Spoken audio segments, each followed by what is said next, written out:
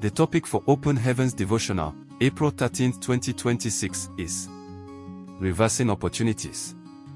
Memorize Deuteronomy chapter 30 verse 3. That then the Lord thy God will turn thy captivity, and have compassion upon thee, and will return and gather thee from all the nations, whither the Lord thy God hath scattered thee. Bible reading, John chapter 21 verse 15 to 19. 15. So when they had dined, Jesus said to Simon Peter, Simon, son of Jonas, lovest thou me more than this? He said unto him, Yea, Lord, thou knowest that I love thee. He said unto him, Feed my lambs. 16. He said to him again the second time, Simon, son of Jonas, lovest thou me? He said unto him, Yea, Lord, thou knowest that I love thee.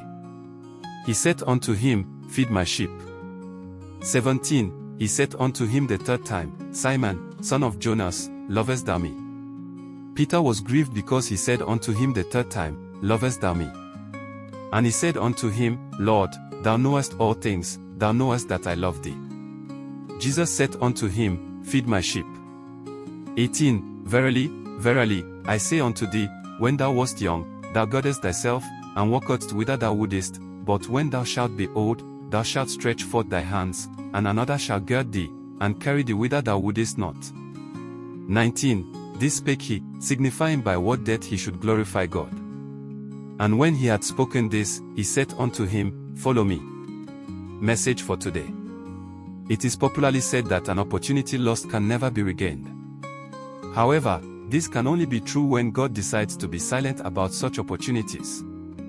The moment God gets involved, lost opportunities can be regained. In the 1960s, I was a games master at a school called Okegbo/Ifutido Grammar School. The school received an invitation to participate in a competition in Akure, one of the state capitals in western Nigeria, and I got talking with the host school's games master during the competition. Sometime later, I was admitted into the University of Lagos for my master's degree, and I applied to the federal government for a scholarship. When a year passed without a response from the federal government, I assumed that I didn't get the scholarship, and I continued paying the fees myself. One day, while walking on the university campus, I saw the games master I had met in Akure over a year earlier. We got talking again, and he told me that he was now working with the Federal Ministry of Education. Then I said to him, I applied for a scholarship with your ministry, and I did not get any response.